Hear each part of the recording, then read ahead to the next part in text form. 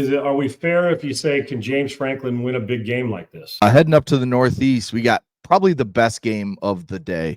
We've got Oregon, number 6 in the country, with a dynamic offense heading up to face Drew Aller, James Franklin, and the Penn State Nittany Lions up at Beaver Stadium in a whiteout at the night game.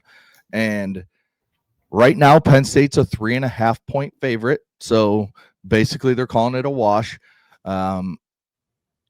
It's going to be, we talk about LSU's offense versus the Ole Miss. It's going to be kind of that same thing where can Oregon get out to a hot start against this Penn State defense and force Drew Aller, Singleton, and the other running back, I'm going to blank on his name, to throw the ball, not be able to run the ball like Penn State wants to start every single game by running it probably 20 out of 25 plays and allowing them to kind of establish that line of scrimmage. If Oregon can get out quick, and this is going to be Dante Moore's first real test, in my opinion, going to an opposing team stadium. Brutal like place to play. Penn State in a whiteout. I mean, it is hard to play there. So looking at this game, where do you put Oregon going up against Penn State? I'm not a James Franklin fan. I think he's overrated. I think Penn State kind of carries him more so than he.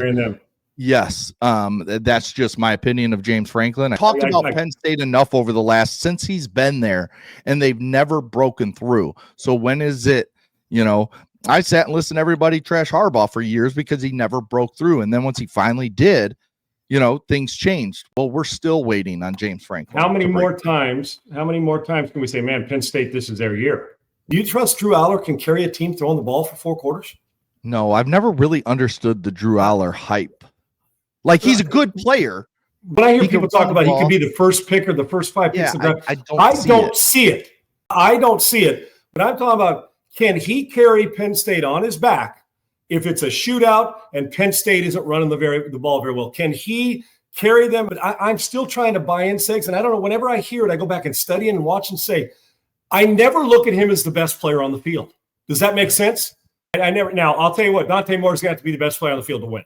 West Coast finesse, East Coast tough. That's the way everybody looks at it. This is physical, punch you in the mouth. Penn State would play without helmets. This is look sweet in your helmet, be unbelievable. But there's a lot more substance to Oregon than people. And if they haven't seen that over the years with Dan Lanning, then something's wrong.